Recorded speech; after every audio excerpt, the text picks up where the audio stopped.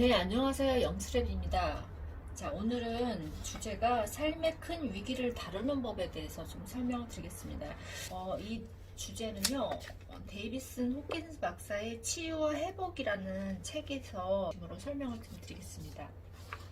이 데이비스 호킨스 박사는요, 세계적인 영적 스승이고 정신과 의사로 일했고요. 특이한 거는 인간의 의식 수준을 1에서부터 1000까지 척도로 나눠서 수치한 지표, 의식 지도를 제시했습니다. 그래서 오늘은 그 설명을 좀 드리겠습니다. 먼저 우리가 데이비스 호키스 박사에 대해서 제가 설명을 할 때 의식 지도를 조금 이해할 필요가 있거든요. 그래서 의식 지도를 좀 설명을 하고 내용을 조금 설명드리겠습니다.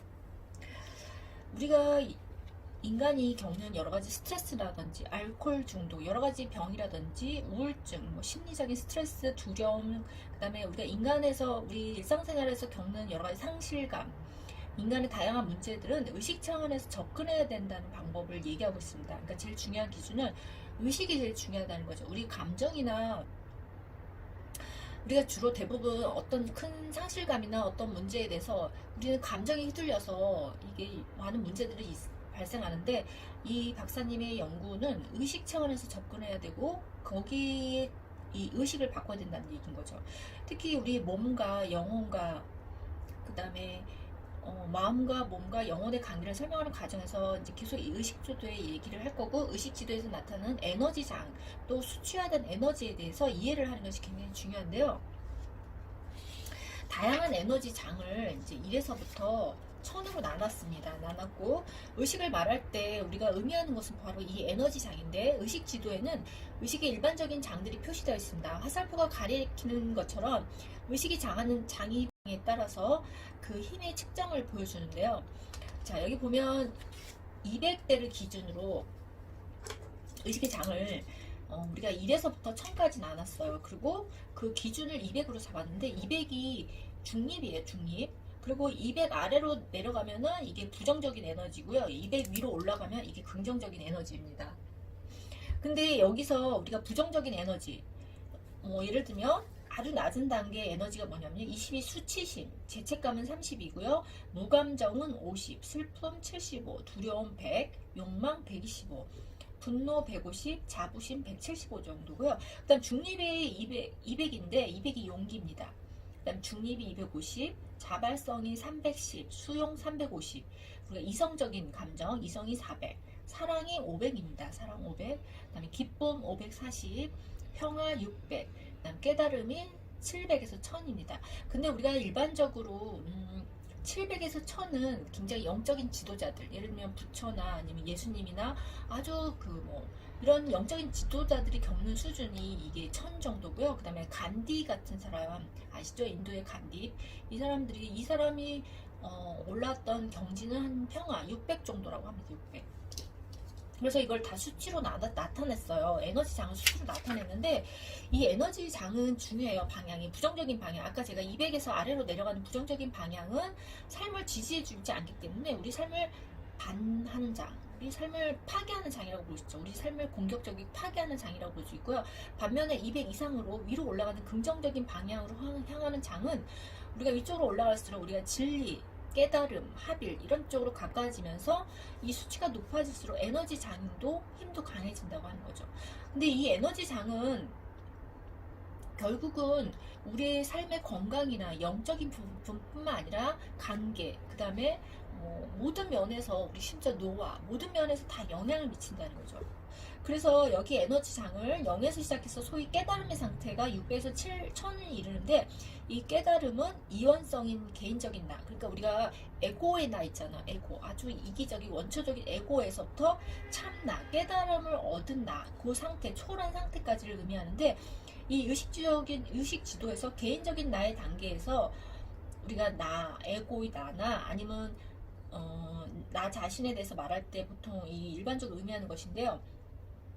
맨 위에 있는 나는 그 셀프, 참나, 큰 나, 우리가 깨달음을 얻은 나 있잖아요. 우리 영적 스승들이 열반의 경지에 이른 단계, 이런 단계를 얘기하는 겁니다.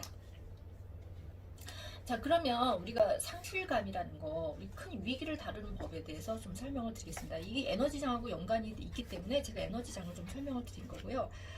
살면서 위기에 포위될 때가 있죠. 뭐 죽음, 누가 가족 중에 죽음이라든지 이혼, 결별, 상처, 부상, 사고, 파국 이런 정서적으로 압도하는 심각한 사건들을 다루는 방법들이 과연 몇이나 될까요? 이런 경험을 대처할 때 우리가 주로 사용하는 방법은 뭘까요, 여러분들? 그래서 우리가 이런 문제를 더 잘 이해하기 위해서 하나의 기준, 의식지도를 다시 살펴보겠습니다. 의식지도는 인간의 에고, 작은 나의 상태를 보여주는 수학적 모델입니다. 이 안에는 수치심이나 죄책감, 무감정, 슬픔, 두려움, 욕망, 분노, 자부심, 여기까지는 자 부정적인 에너지고요. 그 다음 용기부터는 이제 긍정적 에너지인데요. 용기, 자발성, 수용, 이성, 사랑, 기쁨, 깨달음, 이런 인간의 보편적인 경험들에 따라서 이름을 붙인 의식의 다양한 단계들이 있습니다. 그래서 위로 올라갈수록 진실에 가까워지고 아래로 내려갈수록 진실에서 점점 멀어집니다.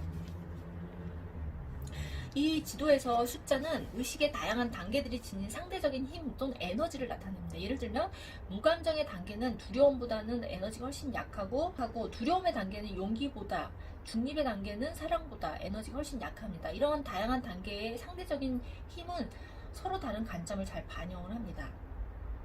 근데 이 용기가 아까 제가 용기가 그 중립 단계라고 했잖아요. 용기가 중립 단계고요. 결국은 이제 이 화살표가 위로 올라가면 우리의 사랑 영역으로, 깨달음의 영역으로 올라가면서 우리가 이 에너지장들은 우리를 보살피고 생명을 보살피고 우리를 지지해주고 또 우리가 진리에 가깝도록 하는 의미입니다. 근데 우리가 엄청난 파국을 경험하면, 위기를 경험하면 삶이 순식간에 악몽처럼 느껴지면서 이 분출하는 감정들에 우리가 압도를 당하게 됩니다. 그러나 이런 심각한 사건을 다루고 그 지속 시간을 단축하며 고통과 아픔을 달래고 스트레스를 최소로 줄이는 기법들이 있습니다. 제가 오늘 설명하려는 게 이거거든요. 최소로 줄이는 방법, 이런 방법을 좀 설명을 드리겠습니다. 근데 이제 우리가 이런 주요한 경험들은 공통점인데요. 이런 경험들은 우리 생존을 위협하고 극도의 비극적인 상실감을 불러일으킨다는 거죠. 예를 들면 우리가 그렇죠. 누가 가족 중에 죽음을 경험했거나 이별을 경험했거나 그러면 굉장히 비극적인 상실감을 불러일으키죠. 이런 주요한 변화를 암시하고 변경 불가능한 최종성과 영속성 탓에 우리가 공통적으로 무력감을 낳기도 하고요. 우리는 아무것도 할 수 없다는 생각에 빠져들고 영원히 멈춰버린 것 같은 느낌과 사건에 아주 무력감이 극심한 혼란을 더 부채질합니다. 그리고 이런 혼란을 이겨내는 방식은 문제를 받아들이는 태도와 우리 의식 전체의 장에 대한 지식에 달려있다고 볼 수 있습니다. 이런 경험들은 충격이나 불신, 부정, 분노, 죄책감, 긴장감, 자기 비난, 억울함, 망가짐이나 버려졌다는 느낌, 신과 자신을 향한 분노, 자기 연민, 가족과 세상을 향한 분노 같은 부정적인 감정의 분출을 촉발합니다. 그러면 이 온갖 부정적인 감정들은 갑자기 표면 위로 떠오르고 때로는 순서대로 한 가지 분출되기도 하고 때로는 여러 감정들이 뒤섞여서 나타나기도 합니다. 하지만 전반적으로 모든 경험들이 공통적으로 불러일으키는 분리감과 상실감, 긴장감 같은 이런 부정적인 감정들이 우리를 엄청난 기세로 짓누르게 됩니다. 먼저 충격에 의해서 억울한 마음과 불신, 분노가 연달아 일어납니다. 이런 감정들이 일어나는 순서는 경험과 사람에 따라 다릅니다. 그러나 정확한 순서는 별로 중요하지 않고요. 정말로 중요한 거는 의식지도 맨 밑바닥에 있는 것들이 전부 분출된다는 겁니다. 그러니까 우리가 의식지도 밑바닥에 있던 부정적인 감정들이 하나씩 전부 다 분출된다는 거죠. 그렇게 되면 지도 아랫부분의 에너지 장들은 부정적인 방향을 향하고요. 그러면 어느 하나의 에너지 장이 강해지면 200 아래에 있는 장들까지 아래로 끌어내리는 경향이 있습니다. 상실에 대한 슬픔은 죄책감과 가망 없음, 미래에 대한 두려움, 사건 전말을 바꾸고 싶은 욕망, 분노를 불러일으키고요. 하나의 무시무시한 위기 상황 속에서 부정적인 에너지 장 전체가 폭발하게 됩니다. 이렇게 되면 에너지의 거대한 분출 탓에 혼란 속으로 빠져드는 것이야말로 정말 심각한 문제입니다. 그러면 우리 마음은 어떻게 할까요? 우리 마음은 이성적으로 이런 에너지를 다루려고 애를 씁니다. 딜레마에서 벗어날 방법을 생각해내기 위해서 애쓰고 변명과 이유를 찾으려고 합니다. 그렇지만 성공하지 못합니다. 에너지장이 너무도 무겁게 압도하고 있어서 이 생각이 에너지장의 부정성을 반영하고 있기 때문입니다. 그래서 생각 자체는 부정적으로 변하게 됩니다. 이 모든 경험의 또 다른 공통점은 생활 스트레스 평가 척도의 맨 꼭대기에 위치한다는 겁니다. 이게 무슨 말이냐면 우리가 의학에서 보는 생활 스트레스 평가 척도라는 게 있어요. 그러니까 스트레스를 0에서부터 100까지 나눠서 이걸 수치로 나타낸 건데 가장 높은 스트레스 100에 해당되는 것들이 어떤 거냐면 뭐 배우자나 아이의 죽음이라든지 가족 구성원의 죽음, 이혼이라든지 이런 것들이 아주 가장 극심해 아주 높은 수준의 100에 해당되는 스트레스거든요. 근데 이런 경험들이 이 척도 상위에 위치하고 있기 때문에 우리가 직면하는 삶의 모든 경험 중에서 아주 최대의 재앙에 속합니다. 그럼 우리가 탐구해야 할 문제는 이 경험들을 철저한 배움의 계기로 전환시키는 방법입니다.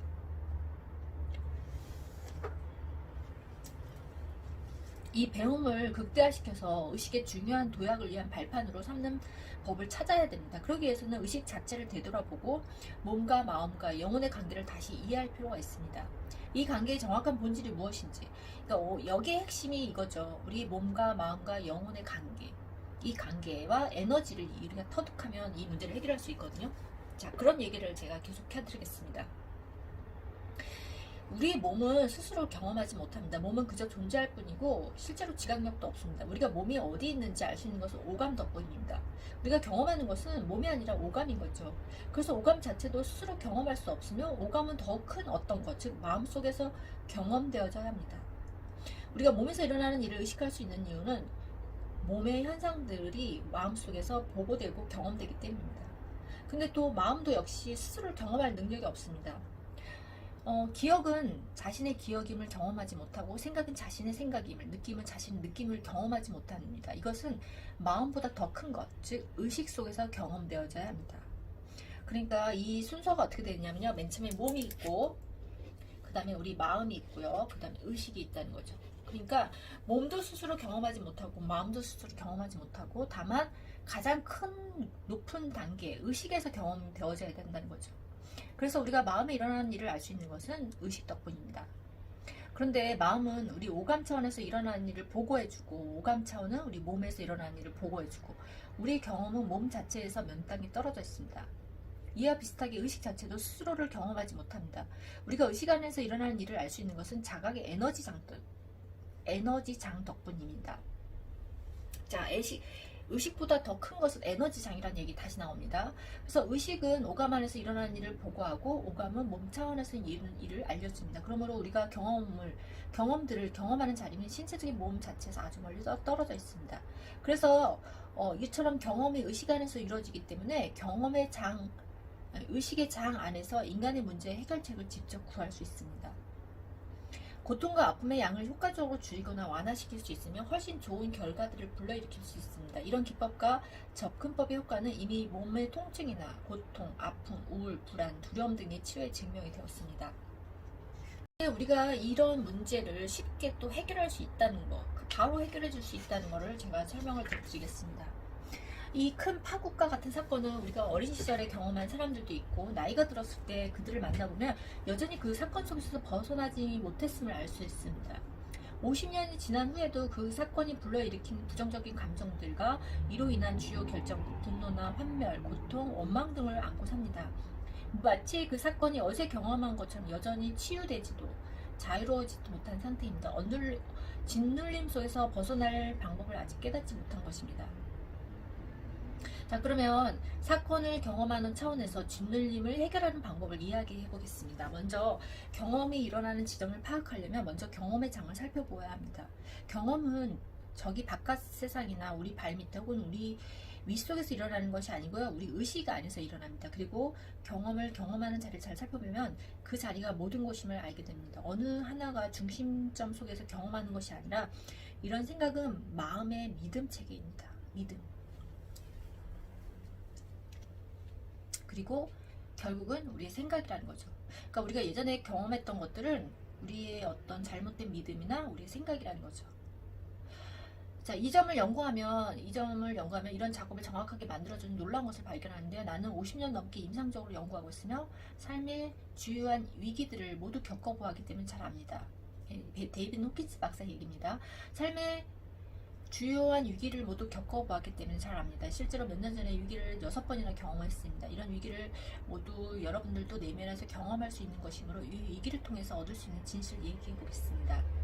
엄청난 파국에 불러오는 뼈아픈 사건 속에서 우리가 다뤄야 할 것은 놀랍게도 감정 자체의 에너지입니다. 자, 이게 이제 해결 방법을 좀 설명하겠습니다. 아까 뭐 감정이나 생각이나 느낌이나 이게 중요한 게 아니라요. 감정이 가지고 있는 에너지 자체를 우리가 다뤄야 된다는 거죠. 에너지. 감정에 에너지가 있었다고 했잖아요. 의식지도에. 파국의 경험을 잘 살펴보면 일어났거나 우리 세계에서 일어났다고 생각하는 사건이 아니라 이 사건에 대해서 느끼는 방식이 문제임을 알게 됩니다. 사실 누가 신경을 쓰겠습니까? 사실 자체에는 어떤 의미도 없습니다. 사실을 둘러싼 정서적 반응이 중요한 겁니다. 사실은 그저 사실일 뿐 아무것도 아닙니다. 그러므로 삶의 사건과 관련해서 우리가 정말 다루어야 할 것은 사실에 대한 우리가 느끼는 방식입니다. 느끼는 방식. 자, 느끼는 방식이라는 건 우리 느낌인 거죠. 느낌. 자, 느낌은 우리의 태도나 믿음, 사건들을 대하는 방식, 세계 속에서 자신을 바라보는 시각에서 비롯됩니다. 사건들을 대하는 감정이 다양하게 나타나는 것이 이 때문입니다.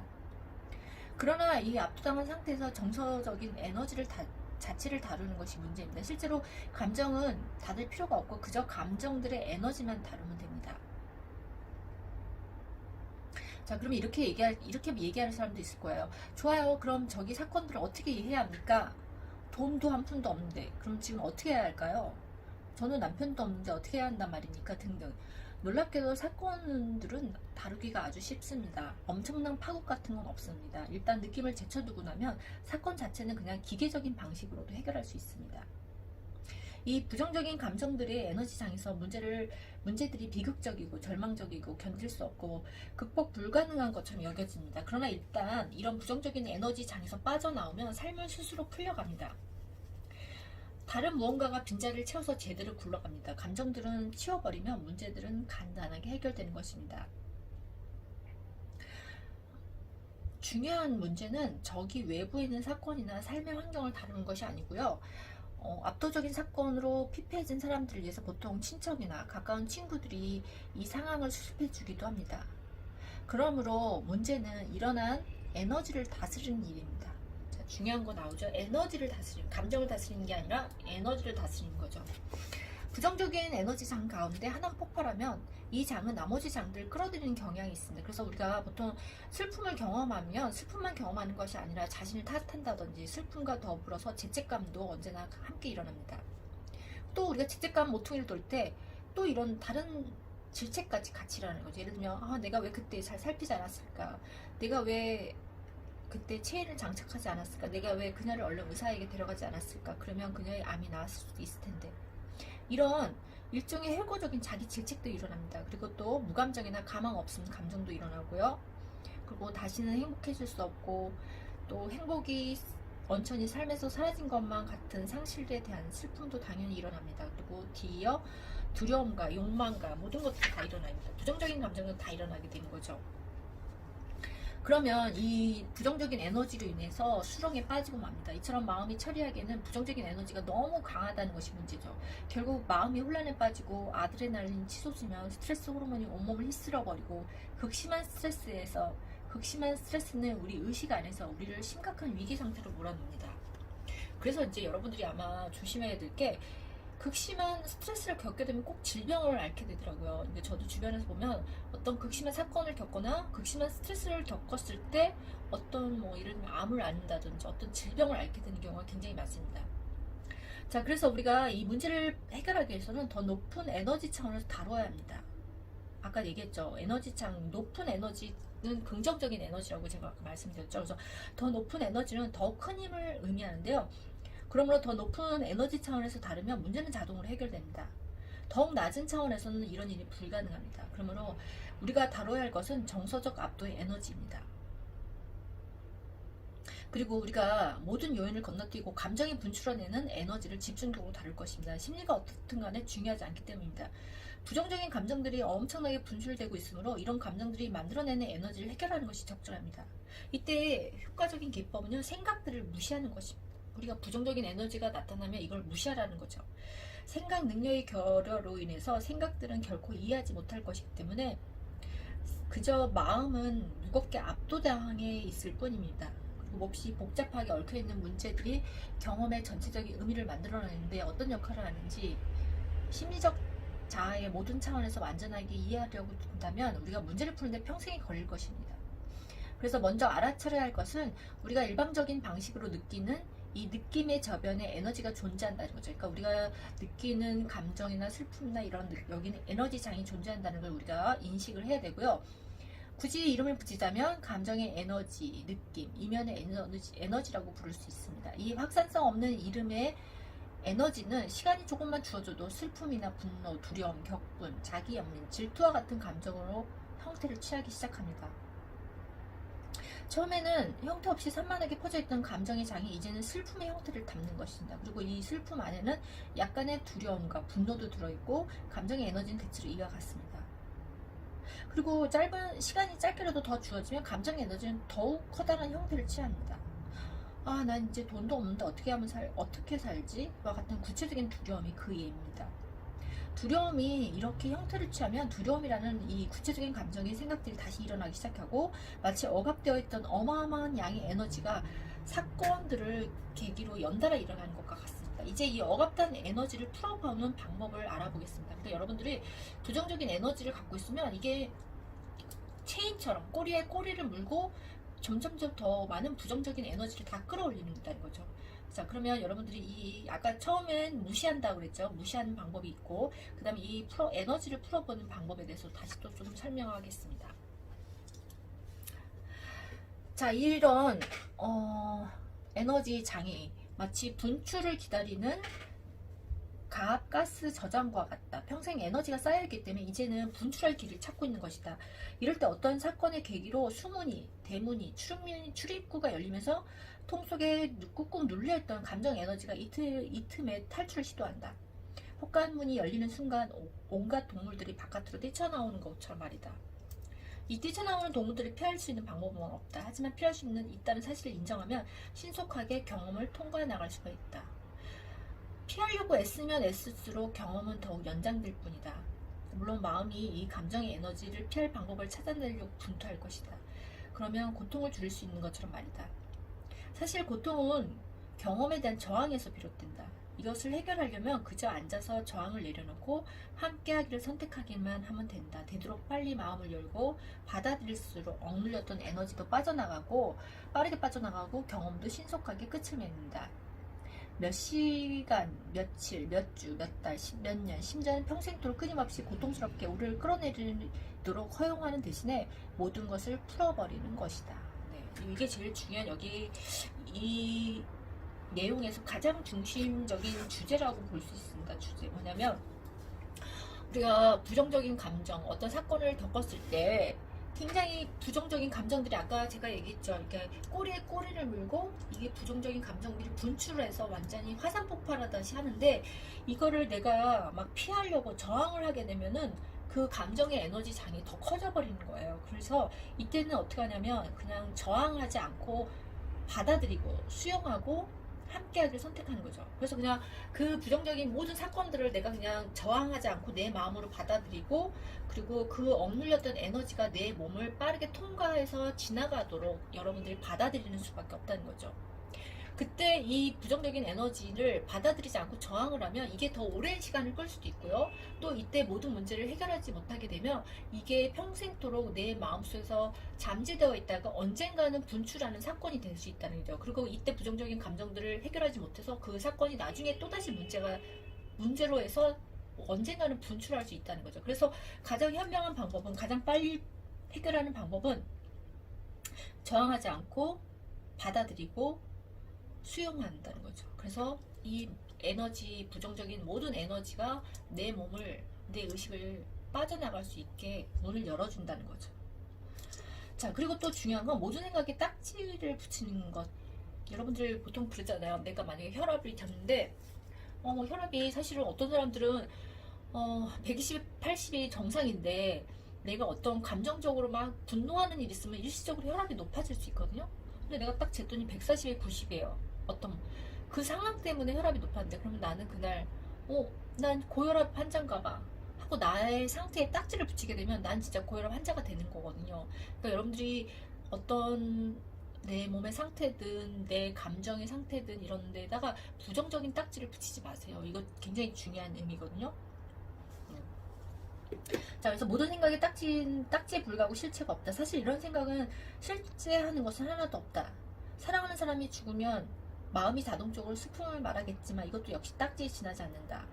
마음에는 감정을 지배할 힘이 없고 감정들의 형태를 부여할 능력도 있다. 그러므로 누군가를 잃으면 슬픔이 일어난다는 믿음은 감정의 형태를 부여해준다. 감정들은 에너지 장은 사실 형태가 없지만 누군가 그것이 슬픔이라고 주장하면 바로 슬픔의 형태를 취한다. 자, 여러분들이 누군가를 잃었어요. 가족을 잃었다든지 그러면 사실 슬프긴 하지만 그 슬픔을 애통하고 그 에너지를 받아들이고 통과할 수 있게끔 해줘야지 나 이제 너무 슬퍼, 나 우울해, 나 우울증이야 이러면 정말 나 우울증 환자가 된다는 거죠. 그리고 또 내가 만약에 갑자기 누군가 내 머리에 총을 겨누면 갑자기 두렵잖아요. 두려움이 엄습해 오잖아요. 이때도 두려움이 딱지를 붙이게 되는 거죠. 그래서 여러분들이 에너지의 장의 형태를 줄이고 어떤 식으로도 이것을 명명하지 않는 것이 좋다는 거죠. 난 지금은 슬픔을 겪는 중이야. 난 지금 두려움을 겪고 있어. 나는 지금 우울증 환자야.